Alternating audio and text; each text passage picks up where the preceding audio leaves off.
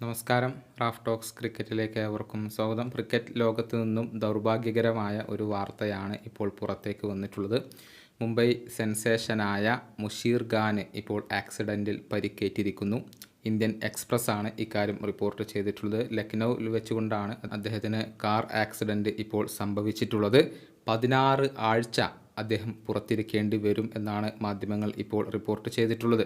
ഇറാനി കപ്പിന് വേണ്ടിയുള്ള ഒരുക്കത്തിലായിരുന്നു അദ്ദേഹം. മുംബൈക്ക് വേണ്ടിയാണ് അദ്ദേഹം കളിച്ചുകൊണ്ടിരിക്കുന്നത്. ഒക്ടോബർ 1 മുതൽ 5 വരെ ഇറാനി കപ്പിൽ മുംബൈയും അതുപോലെ തന്നെ റെസ്റ്റ് ഓഫ് ഇന്ത്യയും തമ്മിൽ ഒരു മത്സരം കളിക്കുന്നുണ്ട്. അതിനു വേണ്ടിയുള്ള ഒരുക്കങ്ങൾക്ക് വേണ്ടിയായിരുന്നു അദ്ദേഹം ലക്നൌവിൽ എത്തിയിരുന്നത്. അവിടെ വെച്ച് അദ്ദേഹത്തിൻ്റെ കാർ ഒരു ഡിവൈഡറിൽ ഇടിച്ചുകൊണ്ടാണ് ആക്സിഡൻറ്റ് സംഭവിച്ചിട്ടുള്ളത്. പിൻസീറ്റിലായിരുന്നു അദ്ദേഹം ഉണ്ടായിരുന്നത്. അദ്ദേഹത്തിൻ്റെ കഴുത്തിന് പരിക്കേറ്റിട്ടുണ്ട് എന്നാണ് അറിയാൻ സാധിക്കുന്നത്.